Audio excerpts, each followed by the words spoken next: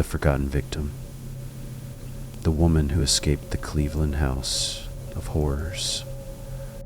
Some crimes are discovered, some remain hidden, but some continue for years just beneath the surface.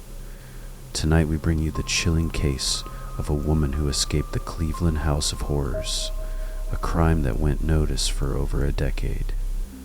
Stay until the end, but be warned, this story is not for the faint of heart. It was the afternoon of May 6, 2013, when a panicked 911 call came in to Cleveland police. The voice on the other end was trembling, desperate, and filled with fear.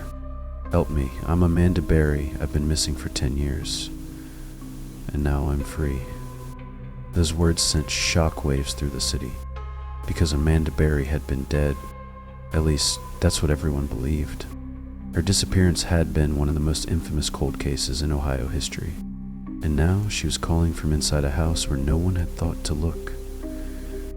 The house on Seymour Avenue. When police arrived at 2207 Seymour Avenue, they expected confusion. What they found was a nightmare. Amanda Berry wasn't alone.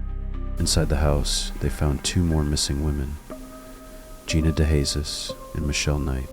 They had been chained, starved, and tortured for years, held prisoner inside the home of Ariel Castro, a seemingly ordinary bus driver who had lived among them unnoticed.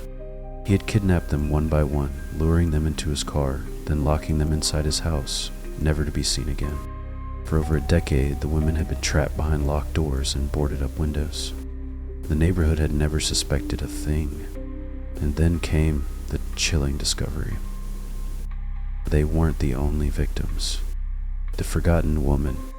As police searched the house, they found evidence of a fourth woman. Her name was Michelle Knight, and unlike Amanda Berry and Gina DeJesus, no one had ever been looking for her. Michelle had disappeared in 2002.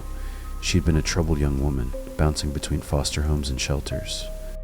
Her absence had gone unreported. There had been no missing persons case, no search parties, no news headlines.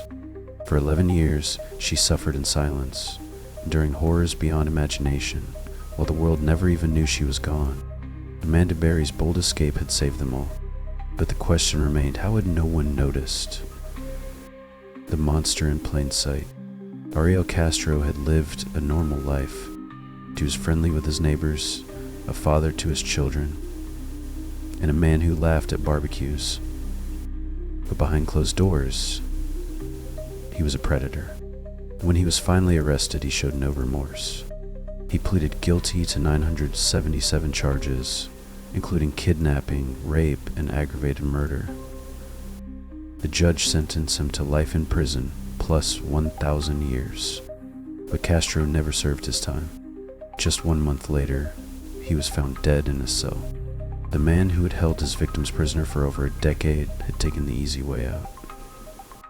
But the women he tortured, they survived, and they refused to let their names be forgotten. Some crimes go unsolved. Some victims are never found. But some refuse to stay silent.